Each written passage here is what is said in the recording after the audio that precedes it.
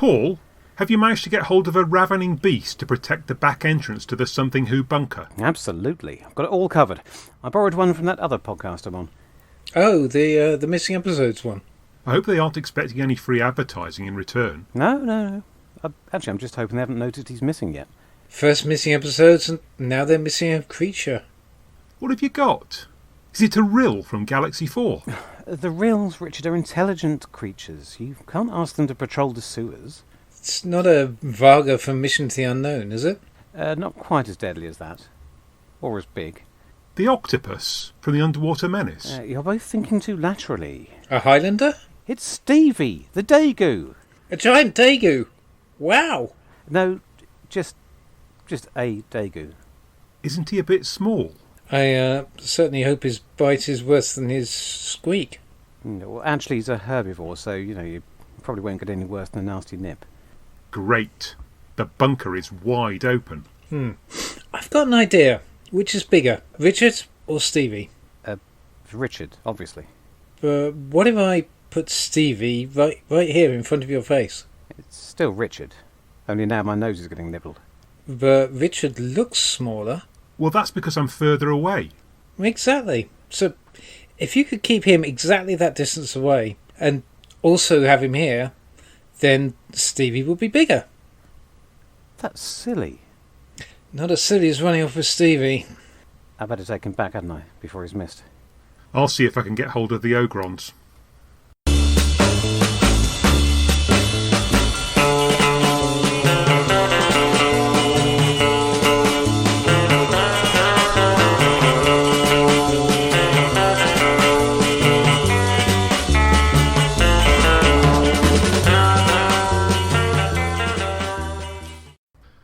Hello and welcome to Something Who podcast episode 28.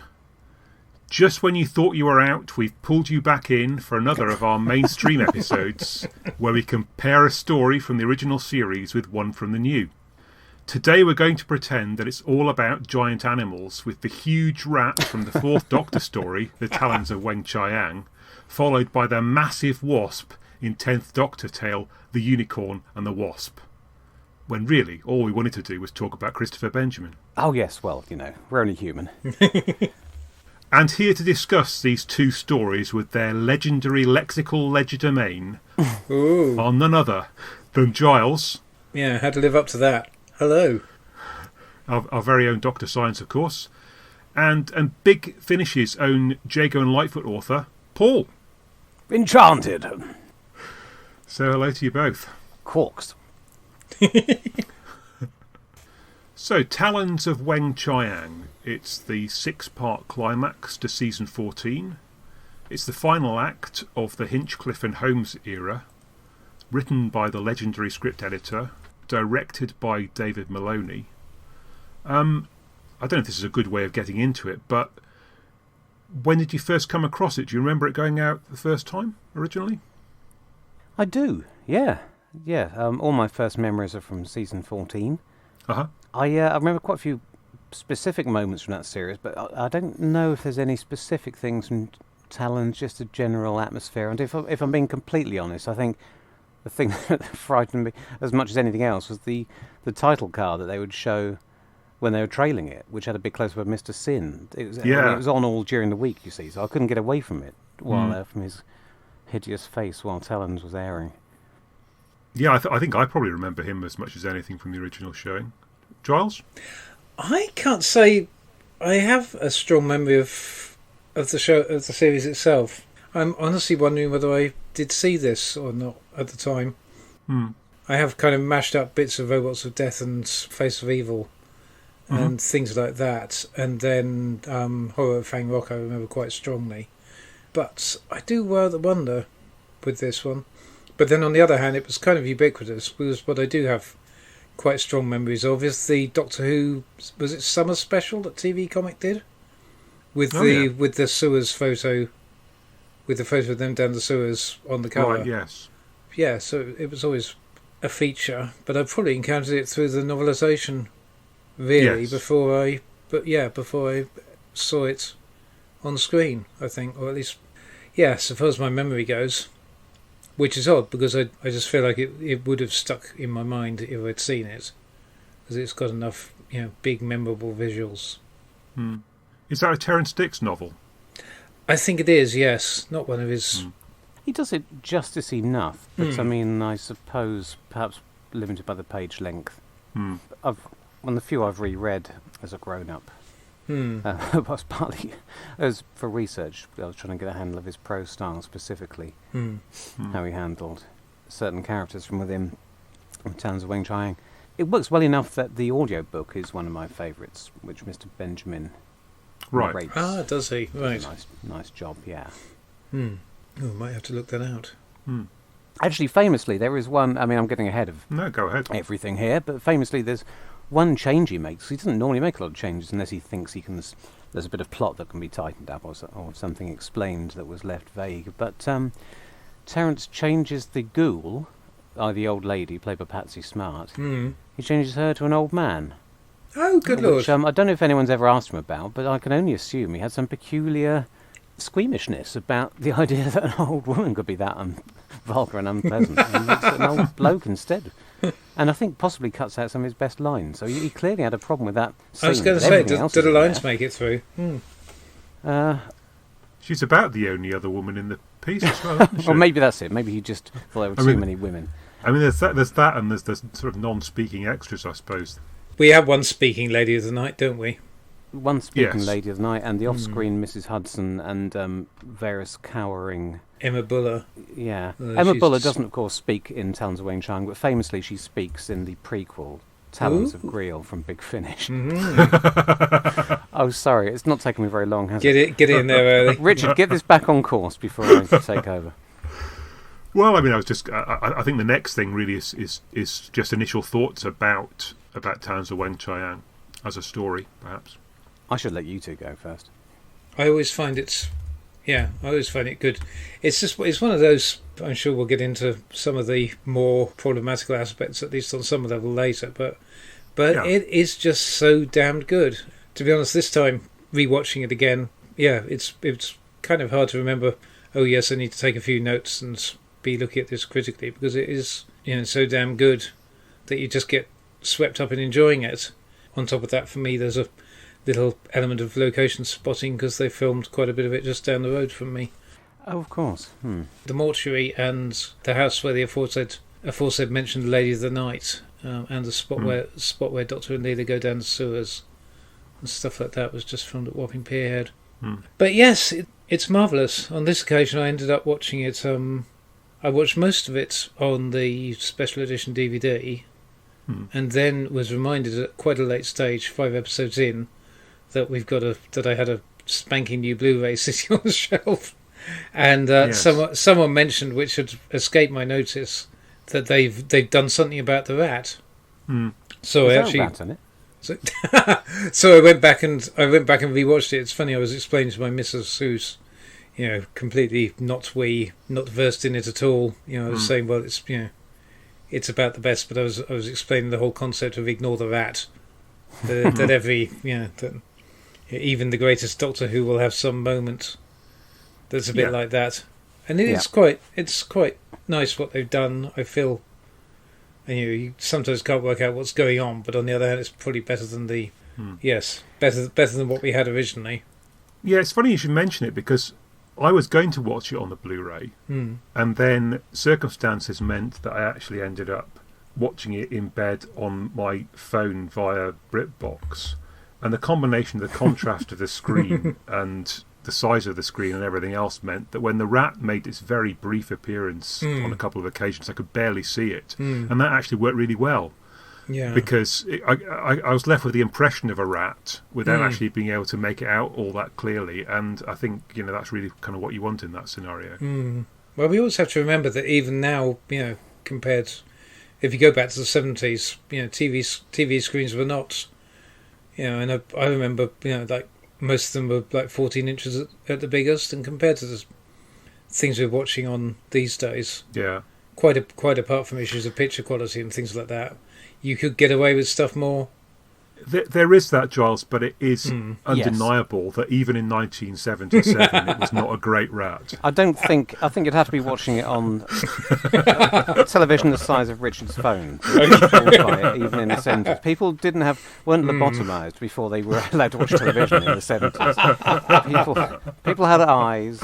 Now, we might as well get the rat out of the way first. When I was growing up in fandom in the 80s, one thing that you were encouraged to think was that there were were there any undisputed classics? People would argue. They would say, well, all of these are in the pool to be considered classics, but they've all got a problem with them. None of them were allowed to be perfect. It seemed to be accepted that we all had to accept as Doctor Who fans there would be something wrong, some production flaw with everything. And I don't know, I remember people arguing that Talons and Caves of Androzani were the two best stories, and people would say, well, it's got to be Talons, that stupid magma beast in Caves of Androzani, and the Caves fans would say, oh, what about that bloody rat in Talons? And so the internecine fights would continue. Which is worse? So, There's only one way to find out. I mean, I mock, but of course we all feel like that, I think, occasionally, especially when we're showing it to not we. And it's nice that if they can fix some of these little things so that we can relax. We don't have to be clenching our buttocks watching, waiting for the rat to turn up for its few minutes out of 6 hours. Yeah. And the new one looks, it's not going to win any awards for CGI. It's not. The pinnacle is the new Snake in Kinder for me, which looks $1 million. But this rat, I think, as you said, what they've successfully achieved is that it looks as murky and weird as it probably always should have done. And in particular, the first shot, I didn't go back and compare it to the original, but I was rather taken aback the first time it appeared, because mostly they've just superimposed it over where it was originally, so it's darker and messier.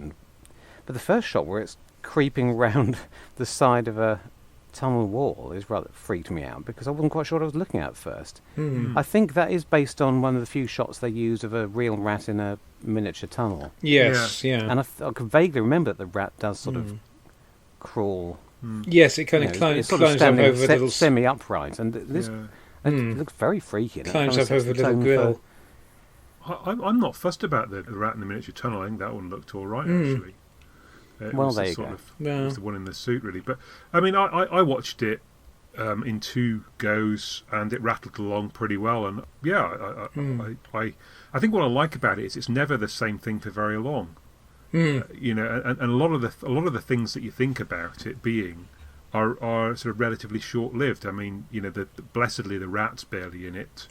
You think that it's set in the theatre, but although it is set in the theatre, the actual theatre bit is a relatively small part in episode 4.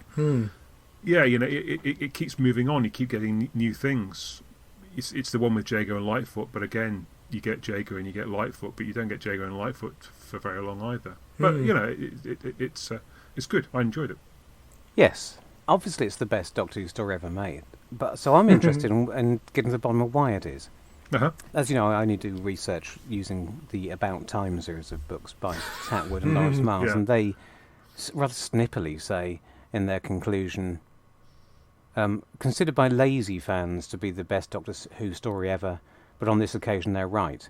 Which seems to me to be trying to have their cake and eat it. But yes. This isn't a review of my good friends Tatwood and Lawrence Miles. This is a review of Talons. But I'm trying to remember now whether it was universally considered one of the best stories before I came to that conclusion, because I didn't see it until the video release in the late 80s. And I think I came to that conclusion myself. I mean, I'm very arrogant, so it's one reason I would believe that, but I don't remember. I think maybe it was in the air, but I certainly didn't watch it for the first time thinking, well, this is that one everyone goes on about, which I guess a lot of fans in the last 30 years have had to do. No, I don't think it was perhaps as beloved then as it is now. But I think it was thought of highly, but not maybe quite as highly as now. I don't want to digress too much, but this is kind of relevant. And maybe it was in the 80s and into the 90s that the Pertwee era and the Hinchcliffe era were jostling for position as fans' favourites. I think there was a point at which Pertwee was in the ascendancy. Everyone loved Unit, and the Doctor's a man of action. And then everyone, you know, imagine listeners, I'm using inverted commas there, everyone decided Hinchcliffe, good gothic horror, as Jeremy Bentham told the world on a documentary, was That's the way it should be done. And this is the pinnacle of the Hinchcliffe era. I mean, the people producing it, up to and including Mr. Hinchcliffe, thought this was the pinnacle era, but it's not entirely typical. It's got much more humour in it than most of their stories. Now, in a lot of Hinchcliffe, the humour is limited to the Doctor and maybe in the Doctor-companion relationship. Often, a lot of the strongest stories, even some of those that were written or rewritten by Robert Holmes, aren't particularly light on their feet. Some of the ones that were very big in fan imagination, like Planet of Evil, for example, I found rather dull. They might be moody and scary and atmospheric and horrific, but when that's all you get, then that isn't, to me, using the potential of the Doctor Who format to its fullest. And also there are lots of very funny moments in that era, but I think it really is right at the very end that it all comes together. And it seems almost by accident, because I was going to say, was it because Robert Holmes had nothing left to lose? He was let off the leash and said, Philip Hinchcliffe told him to go off. They had a script fall through. Robert Holmes had to come up with a replacement very quickly, and he was told, just go off and enjoy yourself. Don't worry about it. Just we trust you. Just tell us what sets there are going to be and what characters, and we'll start casting it and building the sets, and you can write the scripts at your leisure. And I think some of that joie de vivre and freedom comes through in the script. Obviously, what also comes through is a lot of pastiching, because he hasn't got time to come up with anything original. I can hear detractors saying, well, did he ever? But, it's more obvious here than... But he's having a good time mashing things up. Most of these things are not big collisions of ideas and worlds that are miles apart. Often, at its best, Doctor Who takes two ideas that have no business being in the same programme and mashes them together. Here, we're just taking all the standard Victorian melodrama archetypes and putting them in a big mixing pot. But into that world, he brings Jago and Lightfoot. There's no other way around it. That was what always attracted me, those two characters.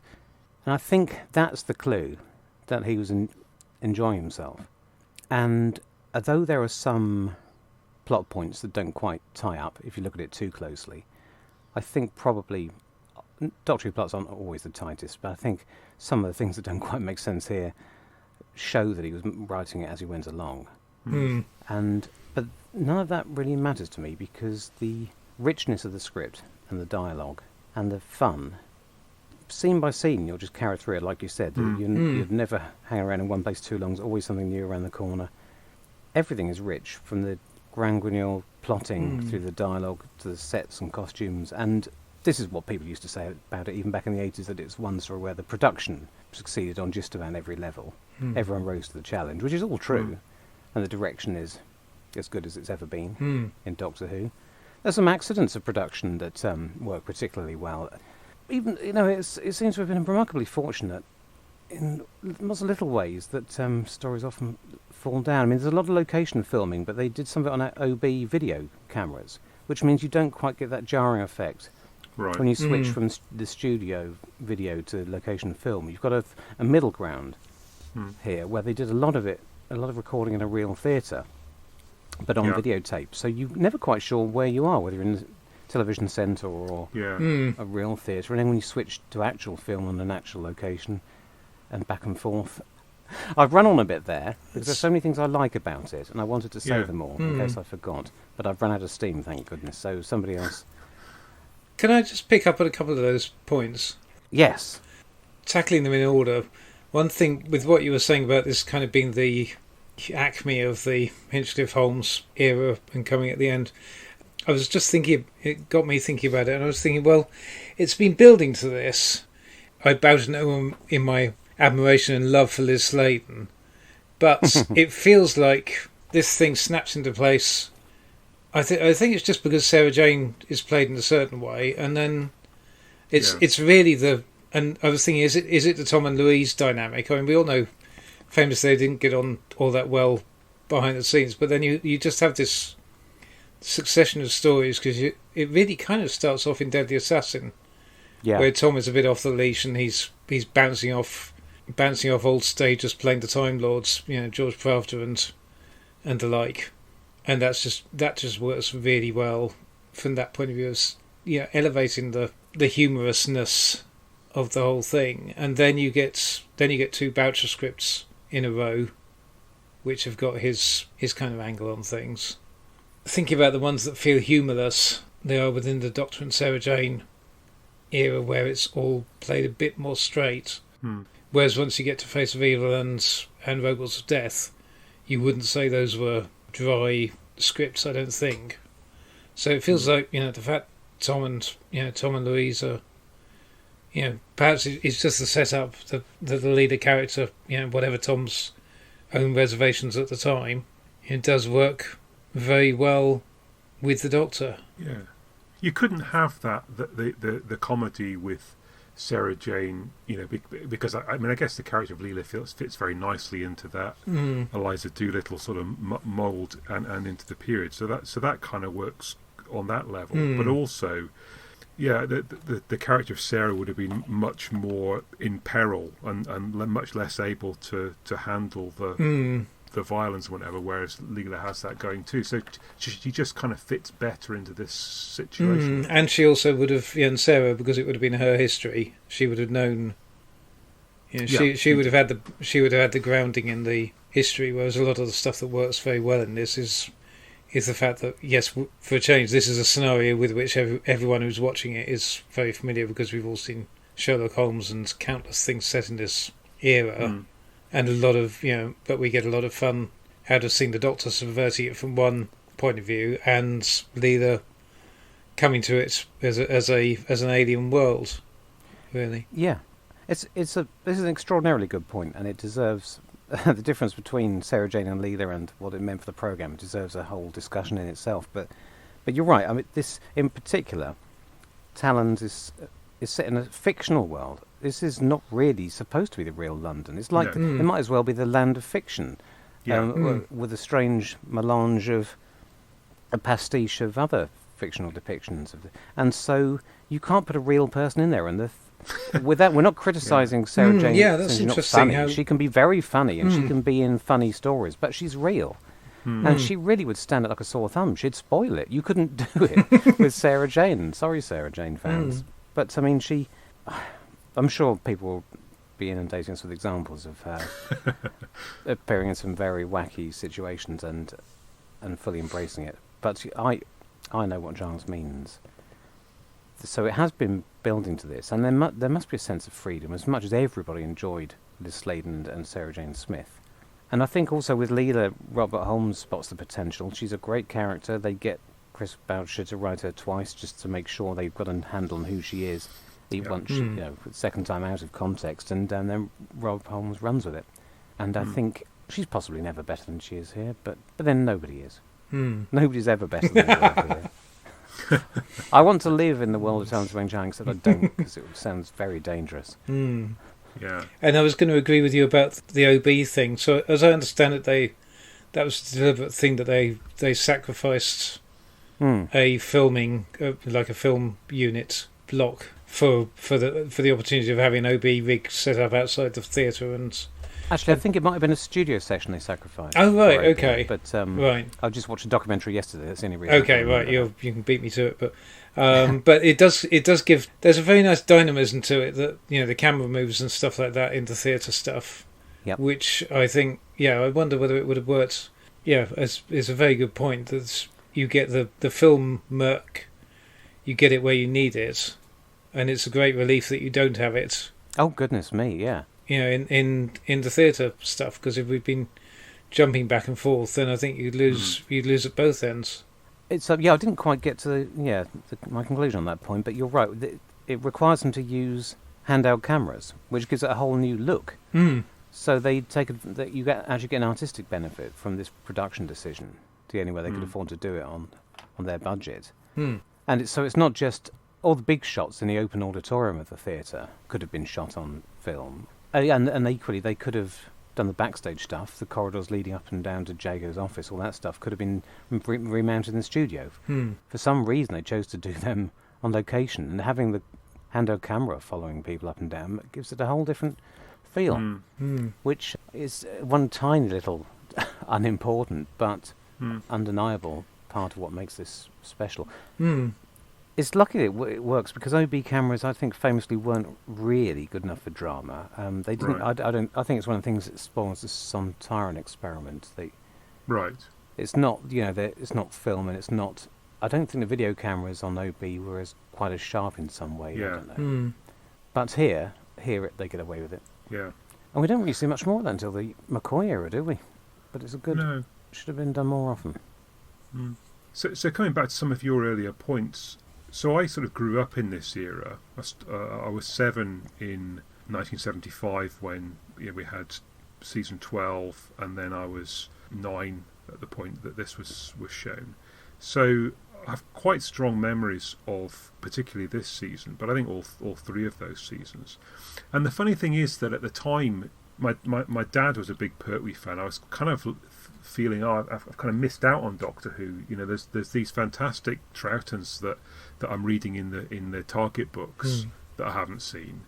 My dad's telling me that Pertwee was the greatest ever, and I'm growing up with Tom Baker, and and yet in this particular story, I mean, it feels like it's peak Tom Baker because it's an utterly commanding performance. I mean, he's absolutely at the top of his form, and it's just before the point where it starts to become kind of boring for him, and he brings in silliness. Now, I mean, I'm not against the silliness. There sometimes that's good, but I just feel like the nature of this performance, where he's absolutely in command, he goes into scenes and takes command of everything, and he's absolutely the centre of attention on the screen, and there's no time for kind of silly business. Well, there's the odd thing where he pulls out his stuff out of his pockets, but it's very minimal.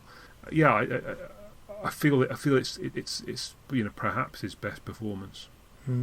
Yes. It almost feels like a companion piece to the Deadly Assassin, in that although he's got a companion. Yeah, that's true. This is a very clumsy use of language, sorry everyone. Although he's got a companion here. Yes. In some ways, he also feels like the solo Doctor of Deadly Assassin. You know what I mean? Even though he's not. I wish I could explain that better. Well, they're separated quite a lot, aren't they? You end up in the early part of the story. You've got Lightfoot and Leela, and you've got the Doctor and Jago, and they sort of they form 2 different outfits for maybe a couple of episodes just, and that's quite an interesting dynamic, I think. Yes, he does get to. I mean, among those 6 episodes, he spends a significant amount of time on his own with Jago and on his own with Lightfoot, so he does get to try out some different companions if you look at it that way. So maybe that's what I'm thinking. It's the pinnacle of that strange transition period between Hinchcliffe and Williams, which, although I think a lot of people over the years have tended to see it as a massive overnight switch between the 2 eras, I think the Leela era is a buffer between them, a shared companion. The fact that Robert Holmes stays on into the early Williams era is another point. And really, I think you put the nail we've got there between us. The fact that those late post-Sarah Jane Hinchcliffe stories loosen up a bit means that you transition into the Williams era with only very small, gradual steps. Yeah. And the fact that they show the season 15 out of order, which I think I made a great hash of discussing on the Invisible Enemy episode.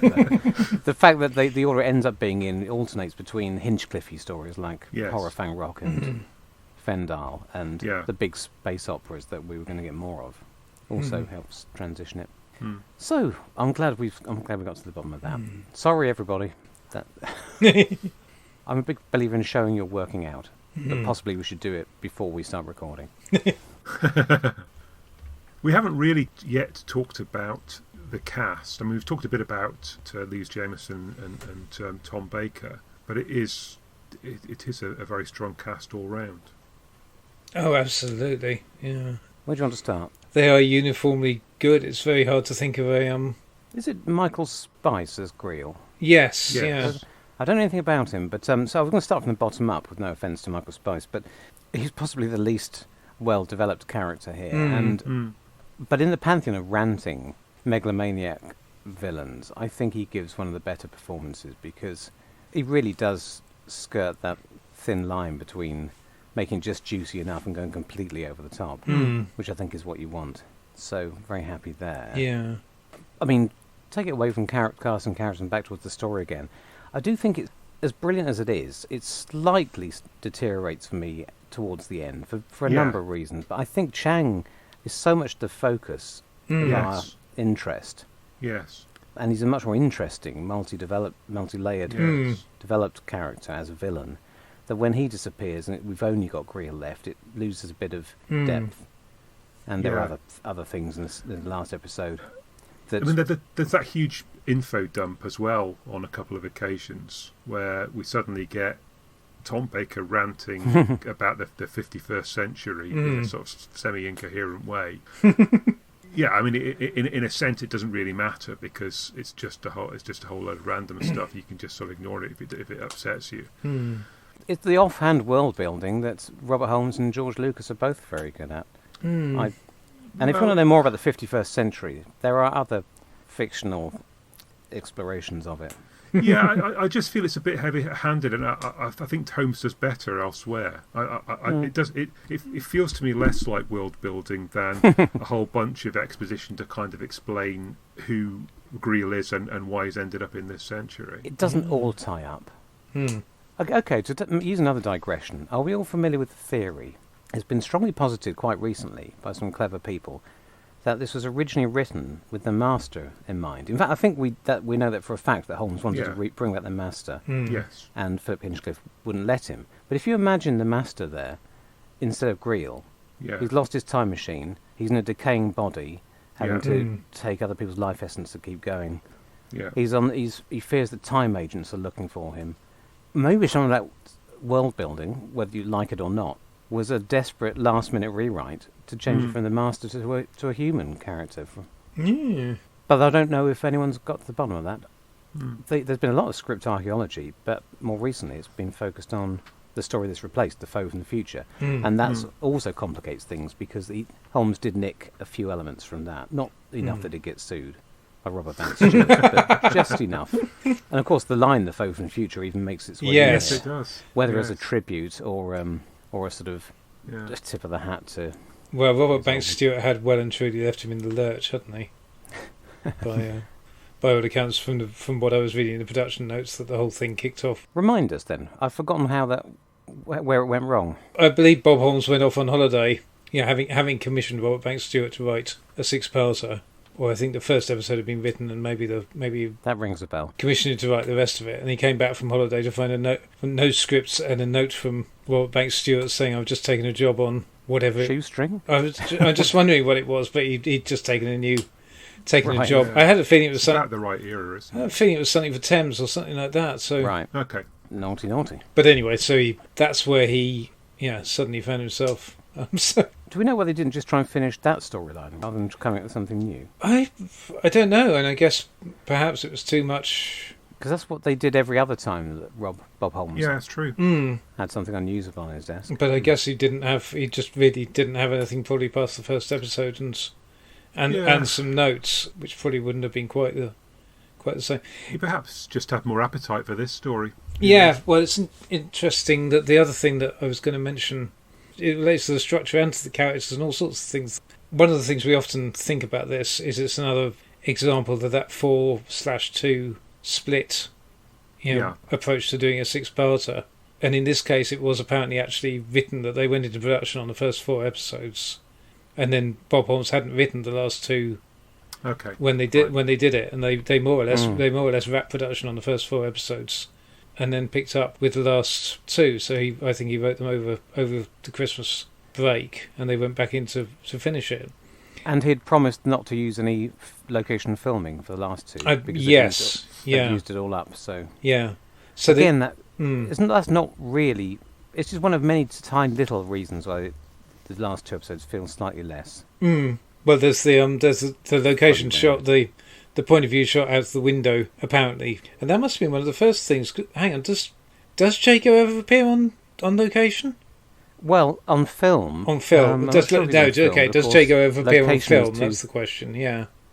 Well, the film location scenes done significantly before the OB locations. Well, I had it in my head because I know Christopher Benjamin himself has pointed out that his portrayal of Jago changes as the story goes on. But I thought I had it in my head that in his film scenes he's even more different. And there are very few of them. He's quite gruff. He's quite hard-nosed at first, which is nice. Yes, he is. In the documentary, he just says that his Cockney accent disappears, and he puts it down to the fact that he's taken out of context and put up against Lightfoot. Jago would start behaving differently, which is true. I don't know if he's just thinking through, was it an acting choice, or did I just forget? Was I just evolving the way I was playing him? And I think it's a bit of each. But clearly the character does evolve and continues to in other media. Yeah. I think it's interesting because the punchline to that is that the point of view shots from when Jago and Lightfoot are staking out Greel's lair in, I think it's episode 5, that's not actually Christopher Benjamin in that, because that's a film, a high angle shot taken on film, and they shot it with a stand-in for Christopher Benjamin, because the way they phrase it on the production notes is he hadn't joined the cast, so I'm not sure whether that means he literally hadn't been cast, or whether he just hadn't, whether it was just stuff that they didn't need him on set for that. For that, if they were filming that before they filmed the theatre stuff on OB. Yeah, using the word filming for everything gets confusing in a situation like this. But my more general point is, despite this 4-2 thing and the fact that we obviously have that thing of that certain plot strands get wrapped up by the end of episode 4, but it's not actually as egregious as all that. And I think Holmes actually had worked out, because there's a lot more carry through than I anticipated. I mean, I'd forgotten quite how early the seeds of Greel's discontent with Chang, because that develops quite nicely through episodes 3 and 4 of Chang having to pander to this ranting villain, and Greel being more and more dissatisfied with Chang, and then obviously Chang also survives into episode 5, and it's nice this continuity that it doesn't feel that there's such a jolt. Yeah, so you've got the character, I think, of Greel. Starts out very needy, I suppose, very unable to cope without Chang, and yet by the end of episode 4, he seems to have enough strength, energy, and conviction to be able to dismiss him. And then you get, for the end of it, Greel is the strong character. So there is a progression there from Chang, as Paul was saying earlier, being the main leader of the plot, to Greel at the end. I mean, Chang could have disappeared. We could not have seen him in the last 2 episodes. He's brought back unexpectedly when we think he's dead, just like the Doctor and Leela do. And this possibly the only point where I feel like it shows that he was making this up as he went along by this point, because when they track him down to the opium den, and he gives them a clue. They want to know where Greel is, and he tries to give them a clue, and he grabs the Doctor's boot, and the Doctor's trying to work out what this clue is, and it doesn't go anywhere. Not only does that specific clue not get answered, but also the Doctor doesn't track down Greel. No. Greel comes and gets him, kidnaps him. So there's something has gone awry there. He was clear. I think his thoughts were going one direction and then changed back again, and it can only be the fact that he didn't have time to rewrite that. Yeah, they were either in Bootle or Shoebury or something.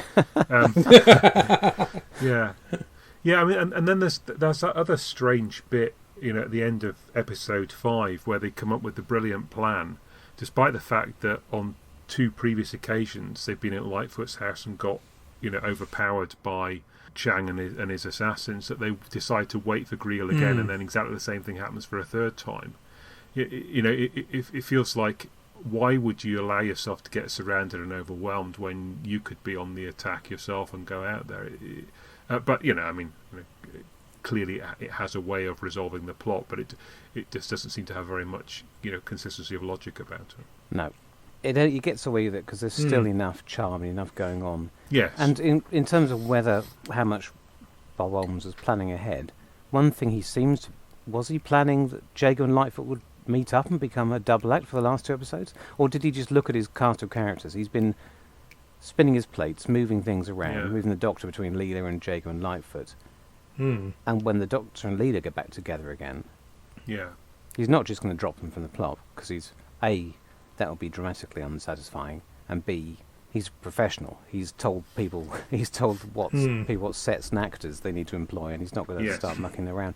So does he think, well, I've got these 2 left over, shall I put them together is it pure serendipity that we get this double act, which is the highlight of the last 2 episodes.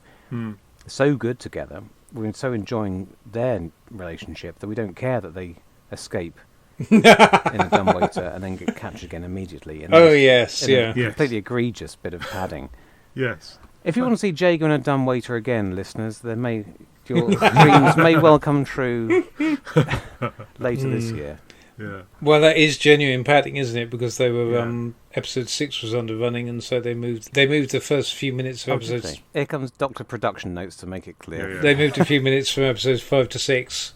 I'm just jealous. And so they literally, it's Right. it's another case of Doctor what's his name goes walkabout from the Three Doctors. Yes, Tyler. Tyler. Dr. Tyler goes walkabout from the Three Doctors. Yeah. But as you say, we're having fun while watching them do it. It's considerably more fun than the Three Doctors version of it. Which begs the question of where did episode 5 originally end? Because if it wasn't on the revealing Greel's face, then Well, we'll leave that as an exercise for the listener, perhaps. indeed, We've yes. got to leave them something. We can't do all of it. You've got that Leela and Lightfoot very nice relationship. I guess with Jago, I mean, it's not quite as extreme as that, but there is that element of Jago trying to do his social climbing, and Lightfoot is clearly his social superior, but he's not so far out of his depth that he can't adapt. And there's some nice aspects, and in the end, it feels like Lightfoot being a kindly character anyway. We've already seen that in the earlier episodes. He sort of allows him to come onto the same level, and for them to develop a good rapport together. I don't know when the DVD documentary was filmed. I didn't check. I'm assuming it was before Trevor and Chris had reunited for Big Finish. Yeah, I think so. But Trevor says some interesting things about Lightfoot's character. He's clearly thought it through, which are quite prescient in regard to where it goes after this story ends. But he talks about how Lightfoot must be rather lonely, a rather self-contained man, and that meeting Jago and getting involved in these adventures, opens up his world again for him. And it certainly explains from Lightfoot's point of view why the two might stick together after this. Always wonder what was in it for Jago. I'm still wrestling with that. I think it's the ability to hobnob with the upper classes a bit, maybe. But I don't think it's in any cynical social climbing sense. I don't think he's out for anything. No, I don't think it's... He's very happy with his job as the impresario. Yeah. I don't think it's social climbing as such, but I think it does his own self-image good. I think the fact he prides himself on when he thinks the Doctor, there's Scotland Yard. He prides himself on the fact he's helping the detective branch do their job. I think it gives him an ego boost, but I don't think it's social climbing in that sense of neediness. How original is he as a character? Because Lightfoot, although very nicely drawn, very three-dimensional, is his roots as a sort of Dr. Watson-y figure seem much more apparent. Yes. Jago has all the patter of the Leonard Sachs character indeed. from the good old days. Yes. But we only really see him do that for a minute or two. The rest of the time, he's thought through what that person would be like off stage. Yes. And is it come entirely from Bob Holmes's imagination? Because he loves these carny characters. The roots in Doctor Who times are back with Vorg from the Carnival. Yes. Yeah. And we don't even get to see Jago doing his Leonard Sachs thing until episode 4, funnily enough. Yeah. And yet the story is steeped in it, and we have the recognition of what the milieu is before. Yes, yeah. I mean that was what surprised me. That, as you say, you get it. You get very early on in the story. You get him welcoming Chang as he goes off the stage, but you don't see him, as you say, in his role as actually introducing the guests and introducing the acts on the stage until part 4. I mean, I don't even know if Leonard Sachs was a particularly accurate depiction of what a Victorian musical player would have been. Obviously, it was his interpretation, but it does feel like Jago's sort of taking off Leonard Sachs as much as an actual Victorian music hall impresario. The good old days had apparently been going since 1959, so... Yeah. What's a record would there be of what the impresario patter was like? And we've got records of musical songs and comedy routines. Those things would have survived over the ages. But would it have just been, the linking stuff? I mean, Casey tells Jegu you don't do anything, sir, he says, in his stage Irish accent. Yes. And what he does do is a lot of alliteration. Yeah. Whipping the crowd up into a frenzy of orchestrated oohs and ahs. It's so hard to tell. I mean, I've got Wilton's Music Hall around the corner from me, and I've been to a few things that are recreations, but the problem is it's so filtered now through many years. But I suppose the swell, the characters, but again, that's the turns as such. But I guess you imagine that the Master of Ceremonies would have had to have projected a large character in order to compete with what was going on around him. We'll probably come back to Christopher Benjamin again, won't we? I was thinking of other things we could say, but we're probably going to come back to him. Yeah. We haven't said much about Chiang yet. I'm going to go back to him. I suggested that he's actually rather more three-dimensional than your typical villain or villain's henchman. Yes. Okay, so I'm going to be daring here, having failed egregiously last time I tried to discuss this particular issue. But it seems to me, as you say, that Chiang is one of the most interesting characters in this. So there's a big question: is Talons of Weng-Chiang racist? Right. There it is. So it seems you're going to put it to bed, are you? No. Drum roll. I'm going to come up with an idea, and you can tell me whether I'm talking bollocks. Right. So I have an idea too. Yeah. So it seems like a person can dress up as an alien. That's okay. A man can dress up as a woman, or a woman can dress up as a man, and that's kind of okay. It feels like the one thing that nobody can do in our situation at the moment is dress up as if you were in a race that you don't originally belong to, and that I guess is the one thing that we get in this case with Chiang. It's a case of a white man, or possibly a whitish man, dressing up as a Chinese man. But I guess the problem with that scenario is generally where you then caricature the race that you're representing. I mean, I think the thing, the issue we've got with blackface, the issue we've got with with a lot of these things with cowboys and Indians is that the white actor acting a caricature of the race and being offensive in that way. Whereas in this case, we've got Chiang is a very interesting, multi-layered part. And then the only time that we actually see John Bennett resorting to the Chinese stereotype is the stage act, where he's deliberately resorting to stereotype because that's what Chiang is doing. He's playing a character. Everywhere else, he's being a much more nuanced and meaningful part, I think. I'll shut up now and let you have a go. Who's going to bite? I would agree with that, and I think that I was kind of thinking about this, and I was thinking, well, looking at the story as a whole, I think you can't deny that it's racist for a given value of racism by today's standards. I think I'm willing to give John Bennett a pass and Chiang a pass for. I don't want to make the excuse of how they did things in those days, but I think it is a very nuanced performance, and it is a nuanced character. And I think if you look, and sometimes the direction doesn't quite hit every point where Bob Holmes is undercutting the imperial stereotypes of the Chinese and so on. And a couple of things that I noticed also, I hate to say from the production notes, but apparently there's a line cut from episode 2 after Jago and Chiang have had some dialogue, and Jago goes off, and apparently there was a cut line that Chiang called Jago an Occidental pig, right, under his breath, which again is just like, that's very bit on the nose. Yes, but very much in terms of that it's counteracting the kind of Orientalism. It's a counterbalance to that. It's saying, well, the Chinese are as entitled to, they're going to have their stereotypes or their bad views of the other race just as easily. Sure. And also that the stuff about like the death of death of 1,000 cuts in episode 4 and the stage stuff, and that the pictograms are made up on the cabinet, and the death of 1,000 cuts is an Arabic, whether it ever happened or not, but it's an Arabic thing, not an Oriental, not a Chinese thing.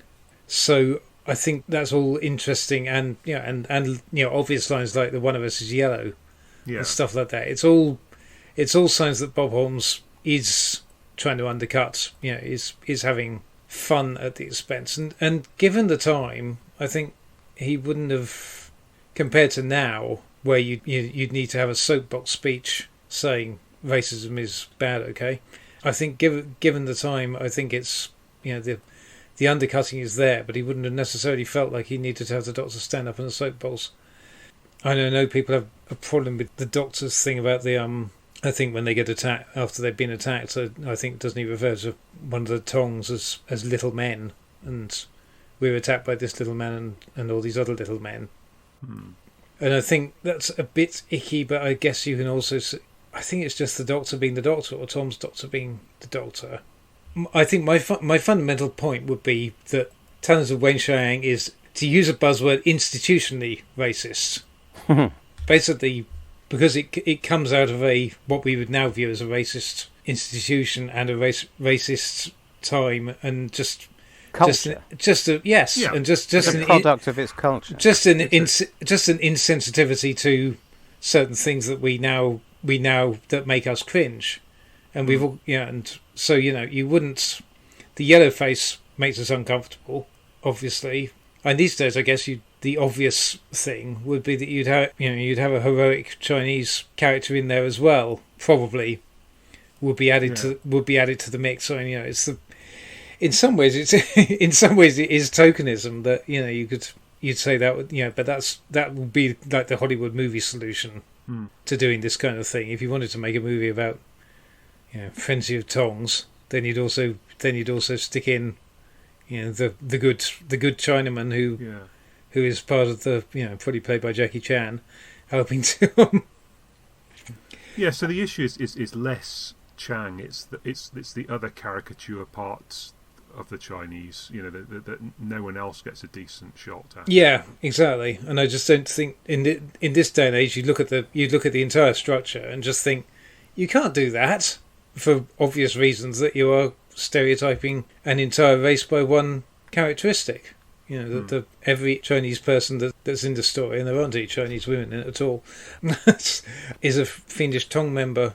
Do you want to enter this fray, Paul, or are you quite happy to let us Not in the slightest. Not in the slightest, no. No. There is a very good essay out there, and I'd recommend anybody reads Kate Orman's essay on the Talons of Weng-Chiang, Odes to Fu Manchu, but more importantly, the history of the Fu Manchu trope. I mean, Fu Manchu is kind of split here between Chiang, who is Chinese, and Greel, who isn't, but is a moustache-twirling villain. Yes, that's a very good point. I'm just talking on the dramatic level. All the Chinese characters here have been tricked and are in thrall of Greel. I think Chiang is such a tragic character. It's not entirely clear to me at what point he realises that this man not only is not a god, but is not even deserving of his pity, let alone his service. The Doctor seems to know that Chiang knows this. He says, this man isn't a god, don't you? And Chiang just can't answer. He just answers through telling us his own backstory. Yeah. Yeah. Just one other thing, with regard to Chiang and his sort of realisation and so on, and I think that stuff, when you finally get the stuff on stage in episode 4 with Chiang's act and I think that's great, because that's where clearly there is this respect between the Doctor and Chiang. The Doctor goes into the lion's den. Chiang has the opportunity to kill him outright with the card trick and the gun, if it had come to it. I think that level of grudging respect and so on, or not even grudging, it's interesting. He's just a fascinating character, and brilliantly played. I picked up on the line this is one of the areas which doesn't really bear close scrutiny in the plot, but the time cabinet has taken 20 years to get from... Well, it's been in London for 20... How long again? Sometime in the 1870s, isn't it? I think it's come back. So. Yeah, and Greel's been searching for it for 20 years. He says this. But he's only apparently relatively recently discovered it's in London. But there is discussion of Chiang playing before the crowned heads of Europe, is there not? So I imagine that they'd travelled a long way around. It seems to me that Chiang has been raised... Well, we know he's been raised mentally from his simple peasant background, but also he's been raised in society. Yeah. And then now things are starting to deteriorate again. I guess we're sort of at... There's a couple more kind of minor points or summing up that anyone wants to make. I'll tell you one thing we haven't mentioned. Mrs. Nellie Gusset. That's Bob Holmes having fun, isn't it? I guess we talked about how good Louise is as well, haven't we? We're going to try and go back to Christopher Benjamin to link it into the next story then, do you think? It's interesting that there were all those years when people used to say Jago and Lightfoot, a series had been discussed about the two characters, and it always seemed to me like a story told in a green room rather than anything that was all that real. And I have to say I was a bit cynical about it, and I didn't even get on the wagon instantly when the Big Finish companion chronicle was made. But somewhere down the line, maybe about series 3 or 4, I thought, well, clearly there's something happening here because they keep making the things, and so I got on board and started buying them, and it's extraordinary that you, Paul, and others found this seam of adventures for these two characters to have in so many different ways. I mean, clearly it was a thing that could have happened. Now we come down to it, but yeah, it wasn't something that I could have envisaged. So many stories and such a rich outcome from this one story. I think that one of the great double acts, and whether or not that was pure serendipity, that's why I'm so interested in whether or not Bob Holmes was aiming that way, or whether it was something that surprised him. Maybe that's why episode 5 is full of them, because he was just enjoying this new combination. It feels structurally like something you might do, and you might look at it on paper and think that's a neat way of doing it, to pair the Doctor off with one character, or to have them zigzagging between the two. The Doctor and Leela, ricocheting between interacting with the two characters, and then bring the Doctor and Leela back together and have the two characters meet up and see what they do. I mean, I'd be surprised if he hadn't. But then again, he supposedly didn't realise he was writing all these comic double acts until... Really? I think until fans told him. I think until someone, and I'm wondering whether it was Eric Saywood, pointed it out to him in 1985, allegedly. I don't think it's a stretch, the idea that Jago and Life are going to have more adventures on their own, because Jago clearly is very keen to get involved in these investigations, as long as somebody else is leading them. So he needs a substitute for the Doctor, which becomes Lightfoot. And Lightfoot, as Trevor Baxter himself explains, has, who knows if it's late in life, but to the point where he's clearly not expecting much more excitement to come his way, has found this new vocation. Perhaps he's been watching with interest the police going about their business while he's been stuck in his pathology room. So they clearly are both men with a gap in their lives, which these adventures are going to fill, and which they also fill for each other. And that's why we got 13 series out of them. Let's raise a glass to Jago and Lightfoot. Here's to them. There was no obvious sign of it running out of steam either. And both terrific actors. If either one of them hadn't been pitch perfect, then maybe we'd just be talking about them fondly, but not in quite such glowing terms. We're all familiar with Christopher Benjamin from his other work, aren't we? It's more, I think, this sort of part. I mean, he was a superb Falstaff when that came his way. I feel Jago's much more up his street than Sir Keith Gold, which yes, it really doesn't use his talents to best advantage. Yeah, I saw his Mary Wives of Windsor at the Globe. That was terrific. Sir Keith Gold is almost more offensively racist than Chiang, but anyway.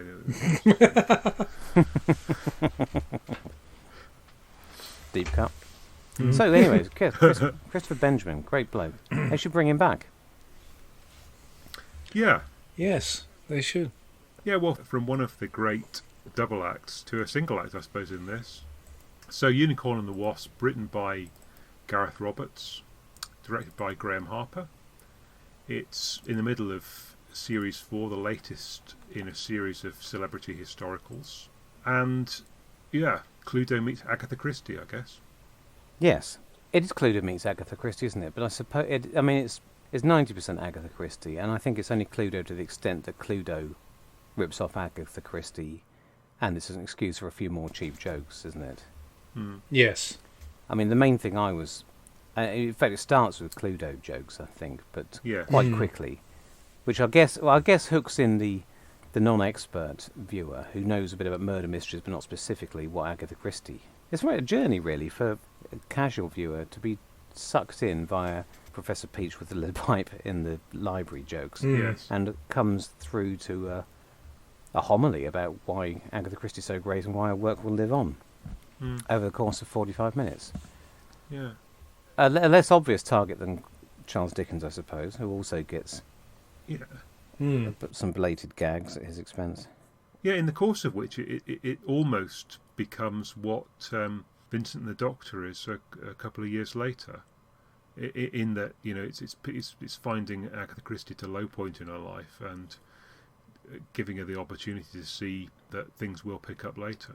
I mean, she doesn't perhaps go away with that particularly strongly because she seems to have a loss of memory at the end. But certainly that's part of the narrative of what the story's saying. But in terms of the setup, I think what struck me was just how faithful it is to the standard template of one of her standard country house drawing room mysteries. Yeah. All the archetypes are there. And it's not really any more overstuffed with people with secrets than the real thing. Slightly turned up because we've only got 45 minutes to play him, but really, anyone who's not familiar with it, this is what they're like. Yeah, I mean, it feels like, as you were saying with Talons of Weng-Chiang, it's not set in the real universe. Neither is this one. It's set in Agatha Christie land. But yeah, I mean, it's not, as you say, it's not so much. Yeah, that's an interesting thought, actually. It just struck me that perhaps somebody, again, who wasn't familiar with her work, might think, also one of those cynical people who thought that back in the Russell T Davies era, there was too much social commentary working its way into what should be a nice superficial action-adventure programme. They might think that the areas where we're looking more deeper into these characters, like illegitimate children and people with those sorts of secrets in their past, have been crowbarred in and they wouldn't have a place in the real thing. But of course they are. That's what these ordinary people having ordinary secrets that they need to keep hidden and will murder to do so are exactly what her books are all about. Yes. Which is the flip side of what the Doctor tells her at the end, that's her big secret. She understands people. So although, as you say, these are in most cases quite large in life, possibly not very three-dimensional characters, they're, on the other hand, they're very Agatha Christie in their two-dimensionality, if that makes any sense at all. Yes. It's also not a million miles away from Gosford Park as well. That was the other thing that I sort of picked up on. I thought because you get the upstairs and downstairs kind of thing, which obviously has since been resurrected again with Downton and stuff like that.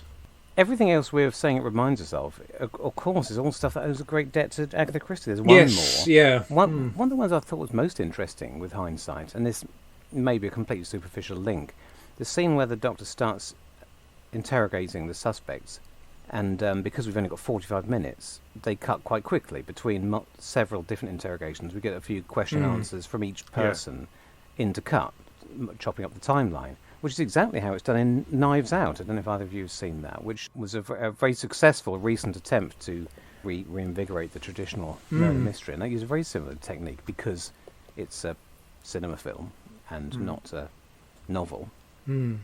So it has to get us a shift on. Yeah, and there's a nice use of the mentioned Orient Express thing of everyone's guilty. In this case, everyone's got a secret. So they're all lying to cover up the secret that they've got.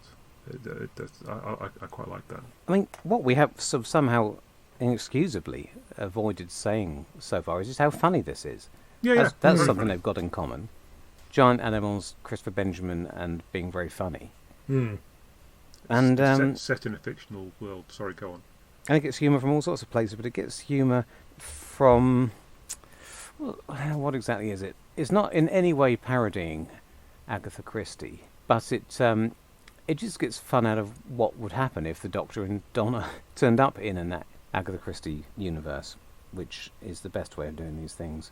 So at the end, when, as you say, because everyone's got a secret, when Agatha and the Doctor are doing their round robin around the room, pointing at everybody, I particularly like the bit where Donna gets the wrong end of the stick and thinks that people are being accused of being the murderer when they aren't. Just explain that in the driest possible way. Yes. How many more of these amazing jokes can I completely murder? It reminds me a little bit of Gareth Roberts' work for Big Finish, the One Doctor, and was it Bang a Boom, or that's the one? Way around? Yep. Yeah, with Clayton Hickman. Again, they're very broad comedy in places, and yet making some kind of serious points through it. The plot is utterly ludicrous, but why would you worry about it, I guess, given that it's a fun story about... Do you mean the fundamental science fiction plot? The fact that an alien wasp, an alien shape-shifting wasp, through some bizarre accident, ends up with the works of Agatha Christie as its template for humanity. That's a bit hand-wavy. But it gets away with it because it's a comedy. If this was a very po-faced story, and it tried to use that sort of explanation, and there have been many stories that have gone down exactly that same route, as an excuse for why the villain or monster or whatever is doing what it's doing. Oh, it's because it's based. It had its brain fused with complete works of William Shakespeare. It's it can get away with anything because it's a comedy, and it does. If you ignore the alien wasp aspects of it, it is quite a Christie-ish setup as well. Like the illegitimate child lost, and who's thought of being given up and then comes back to wreak havoc in the surroundings is quite a familiar Christie trope that comes back. That's used in quite a few of her stories.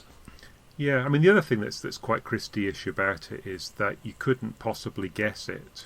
Because Agatha Christie never gives you all the bits of the puzzle before the end, and in this you don't get all the bits of the puzzle. You some of it is explained to you. With that in mind, I thought it was slightly unfair that they went for a cheap joke of the Doctor, implying he says you get me every single time, well not every time, or once or twice, or once. It doesn't make any sense because her books famously are not the sort of things you can work out. So no, they aren't. That's a cheap joke. Carry on. Well, and I think that's not what her books are about anyway. They're not about I'm clever enough, or you're clever enough to give me all the pieces in a way that's hard to work out, but I'm just clever enough to sort of see the pattern. That's not what her books are about.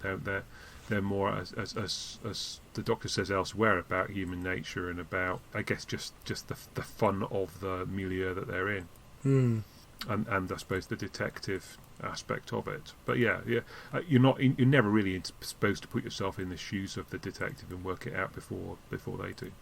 Yes. We're having trouble saying anything about this. I thought it was extraordinarily entertaining, and what I thought was the reason this is so good is because it's from season 4 of New Doctor Who, which is one of the best, possibly my favourite season of New Doctor Who, one of my favourite seasons of anything ever. It was just complete magic for me. And this is one of the overlooked stories, isn't it? Because it is, as we discussed in other episodes, one of those filler things. And I'm using extraordinary quantities of inverted commas, listeners. I don't consider this a filler, but of course it's just a Doctor Who story. There's a lot of arc stuff going on at this time. And apart from one line about bees, this is, as far away from anything heavy and archy as you can get. But for God's sake, it's the 10th Doctor and Donna. What more do you want? Oh, absolutely! It's firing on all cylinders, and it's great. And they have such a fantastic cast to work with as well. And throughout, I've forgotten this had the two Felicities in it. Yeah, Jones and Kendall. It It all is very, settings. very, very And- extravagantly mounted, isn't it? With Yeah, and quite a big cast as well, I think. I think one of the most interesting things is it's directed by Graham Harper, Yeah. and you Yeah, would that never surprised guess me. if you didn't look. If you covered the screen with your hand as the director credit went past, you would never guess, I don't think, except that it's very good. And it was very intelligent use of him, not to save him for just the big action ones, because that reputation is deserved reputation for being good with action. Overlooked the fact that he's very good with actors and just generally knows where to put the camera, regardless of whether or not there are 1,000 Daleks in front of it or a load of character actors. And it's a shame we've not seen him since, for whatever reason. Yes, yeah. I think we said Waters of Mars was his last outing, wasn't it? Oh yeah, we have seen him since. It's a Sorry, shame but we've not that's- seen him but, much yeah. since. Yes. Well, look at that. Look at the contrast there. Yes. Yes, Waters of Mars very with its much. actual proper horror film directing.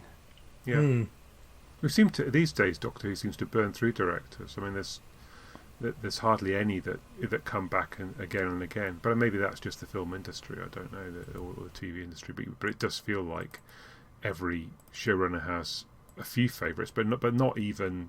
It's not like the old days where people keep coming back again and again and again. Yeah. Well, that Christopher Benjamin's in it, isn't he? That's Yeah, probably. I wish he was more in it. Actually, I mean, I enjoy his part, but clearly it's not a major one. I mean, I have mixed feelings about that because, of course, because he's not just Christopher Benjamin, he's Jago. Of course, I'm thinking, you can't do that. It's like having Jacqueline Hill back and having her play the High Priest in Meglos. You can't do Yeah. that. But on the other hand, you want the best person for every role, and Yes. that's got his name all over it. It's just, if this was any other programme, and it didn't have the spectre of Henry Gordon Jago hanging over him, then you'd be delighted to get Christopher Benjamin to play the minor role of the comedy colonel in the wheelchair. Yeah. Which I think, that reminded me of Real Inspector Hound, which is not Agatha Christie, but is a comedy murder mystery which I was in at school. So the references are everywhere. Stoppard, isn't it? Yes, it is, yeah. Yes, yeah. I played that character. Ah. I was probably doing my Jager impression even back then, at that young age. I think, it's murder on the throat when you're only 17. Nice mention of the 1918 flu pandemic. I'm not sure that I knew anything about that when it came out, 12 years ago, although now, of course, it's... Bloody know about it now, don't you, Richard? Exactly, yeah. But I don't think we mentioned Fenella Woolgar, of course, which is a bit of an oversight. She's rather fantastic, isn't she? Yes. Yeah. She does a great job of standing up alongside these two. I wasn't that familiar with her before this, I don't think. I'm not sure that compared to their other celebrity historical casting, all tended to be quite heavyweight, didn't it? And I seem to remember she was something of an unknown. But yes, she acquits herself admirably, I think. It's nice when she turns on a sixpence on some occasions. She's her character is quite down on the Doctor. When he's being all tenanty and oh, isn't this exciting? She does a good job of bringing out that particular line. Yes, I quite like her. Yeah, quite like her more serious moments in that. You believe the melancholy as well, I think. Yes, exactly. That's the word I was looking for. It made perfect sense to match this with Talons of Weng-Chiang, but it was always going to suffer in terms of the amount we can say about it, wasn't it? But as we've said, they're both quite lightweight stories, in the best possible sense. They're just trying to entertain us and make full use of all the infinite possibilities that Doctor Who offers. But for some reason, there's so much more to say about Talons. Perhaps if all three of us were massive Agatha Christie fans, we could pore endlessly over all the references to her other novels. Yes. If it was about Dorothy L. Sayers, I might be on firmer ground. But there aren't as many of them, you see, so it's easy to keep them all in your head. Yes, yeah.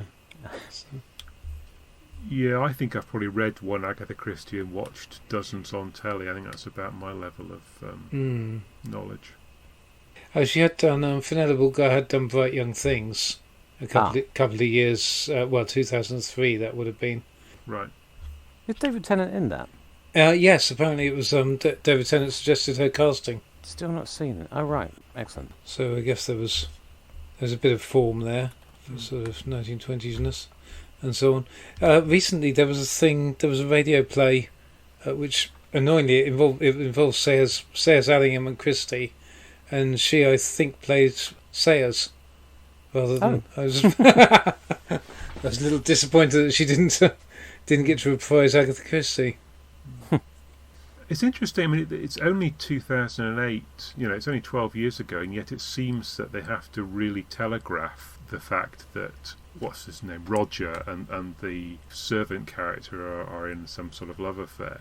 That somehow we couldn't possibly have worked that out unless they mention it about 3 times and do it in quite a pointed way. It's not a plot point, though, is it? It doesn't come up in the final round of revelations, does it? So it's just a character thing.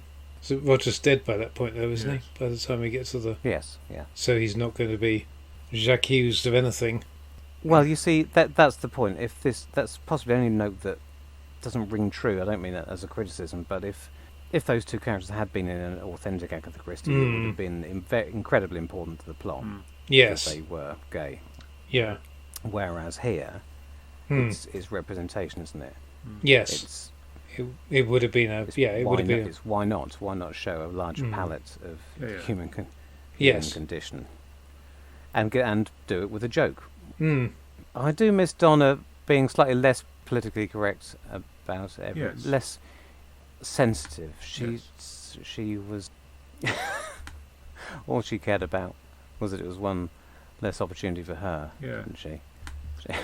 If it was just that one reference, I think that would have been very funny. It's just the fact that they also seem to mention it about twice more later on. I didn't notice that. Okay. How dare they? It would have been in there as a plot point, if only for blackmail purposes or something like that, in a genuine sort of genuine Christie setup. That's the point. And if it had been Chris Chibnall, we'd just have accused him of killing another gay character off, wouldn't we? Probably true. I did think of that. I forget what the trope is called. I need to go to TV tropes and check. Oh Lord, isn't it just kill your gays? Yeah. Yeah. And does it still count when the writer and executive producer are gay? Does it? Probably does. It means they've been indoctrinated. Or it could just mean that they're treating all their characters The same. as people. Yeah. It could dear. be that they are writing as if we have a state of equality, which off screen we don't. Should TV be representational or aspirational? Should it show you the world as you want it to be, or the world as awful as it is? Both. It should be both, possibly alternating, Yes. possibly at the same time in the same programme. But it's not as simple as some people think it is. Should TV be written with half an hour on TV tropes? Well, we've really got down and deep into the politics this week. I hope we don't come to regret it. We may find that we get less into it in the edit. Yeah, there's a nice use of the Beiderbecke affair theme. I don't know if you noticed that early on. Oh, good Lord. Yes, I heard the... When Donna does her flapper or slapper comment. I'm not quite sure why it's there, other than I suppose the jazz thing will probably be for the right sort of period. But yeah, it's nice to hear that music again. Is there anything to say about giant animals? The thing is, Yes. it's quite ostentatiously a giant, an oversized Earth animal in Talons, whereas here, this is just another example of the New Who trope of aliens what look like Earth creatures. And they haven't even put a wasp's head on a human body, have they? Which is what we'd get most weeks. I'd quite like to see that, actually. It's just a wasp. It's just a bloody great wasp. And I was thinking that it would be that would have been the way... because I'd forgotten that it was a Vespa form. I was thinking afresh, as I probably did the first time I watched it, that it might turn out to be an enlarged... Maybe it's because I've just been watching Talons. There might be an explanation for why, as it's on Earth, it looks like a wasp. But no, apparently they look like wasps on their home planet. So Not sure that quite works out. Are you going to tell us, Giles, that it would be impossible for an insect to be that large? Oh, you hope so. Dear. Oh, the clipboard's coming out. Everybody hear it. No, this is another case where I happily disengage my sciencey brain. Do they put in a line to explain why it doesn't die when it's used up its sting? Oh no, That's no, it's bees that isn't it? die. Damn it. But Okay, I they didn't do realise that, as I have a said line it. that Donna Yeah. remarks that well, it'll be harmless. No, it's left its sting behind, and the doctor says something about a creature that size has left some way of rearming itself. Yeah. Because let's Yeah. face it, I mean, I'm much more likely to grow a hand back than a smaller person. I thought that was unconvincing at the time, that line, and I couldn't quite work out why, but you put your finger on it. I mean, it's not the fact that wasps don't grow their stings back, it's the fact that They don't have to grow this its size would have any bearing whether it's more likely. without wishing to get too Dr. Science about it. That's one problem that bees leave their stings in. Wasps just jab and go, and they they leave Too the, shower, yeah. they don't have to grow it back because they don't leave it behind. Oh, Gareth Roberts, you idiot. I can say that he's not listening. So why exactly they wanted to have it left behind, apart from as evidence that apart from to short circuit the fact of having possibly a tedious 30 seconds of Donna not being believed about what's just attacked her. Yeah, this isn't Old Who, so we don't get that. Yes, yeah, but I think there would have been another way of doing it without leaving the sting behind if you wanted to be anatomically correct.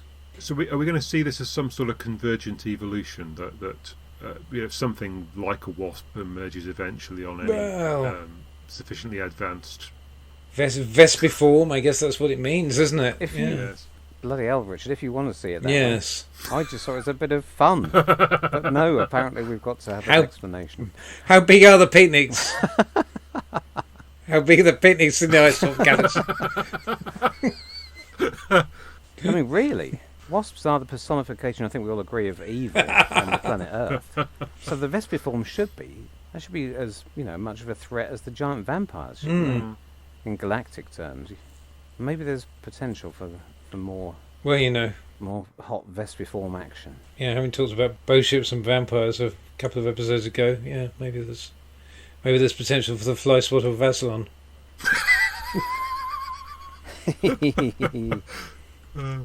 Or just one of those big ultraviolet things with a electric zapper. Oh yeah. They just put a perimeter of those up next to the Vespiform home planet, and I think they're evil from the dawn of time. I think they were created alongside Fenric and went off into Fenric their own and thing. wasps. That killed the conversation. I think that's a nice way to bring it to a conclusion. It's a shame that this. It doesn't feel like there's quite as much meat to get one's teeth into. It doesn't mean it's any less enjoyable.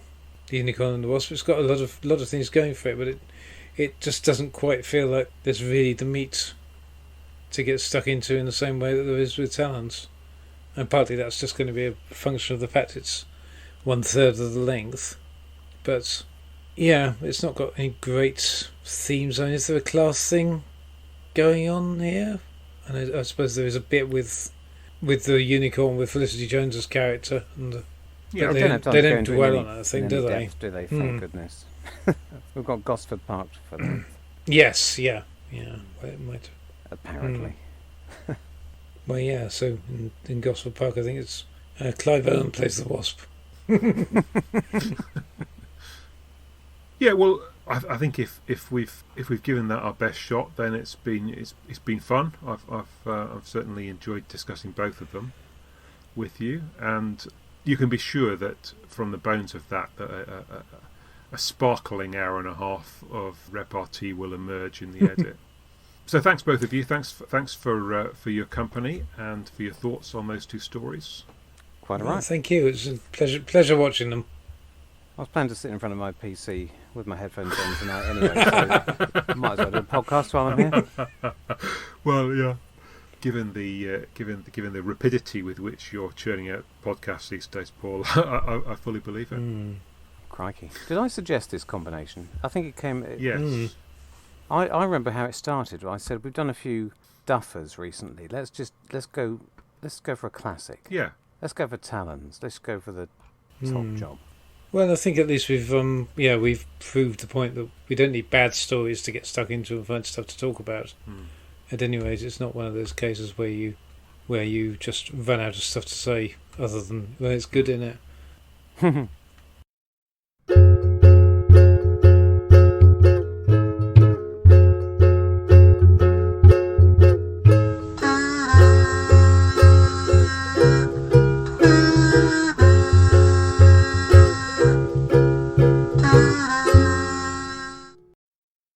Paul, have you managed to get hold of a ravening beast to protect the back entrance to the Something Who bunker? Absolutely. Got it all covered. I borrowed one from that. Is that a ravening beast now? Stop to think about it. Oh, yeah, I was acting then. I know. I'm just trying yes, to think. it's obviously ravening. Ravening, yeah, sorry. I'll start again. Yeah. Any more words you're not sure about that you want to check before you... Yeah. Oh, dear me. I only write this stuff. Well, yeah, so in Gosford Park, I think it's Clive Owen plays the Wasp. Oh, my throat just went all Dalek-y there. That's, yeah. Good. That's got to be our cue to finish. Yeah, sorry, I must take out the ring modulator now.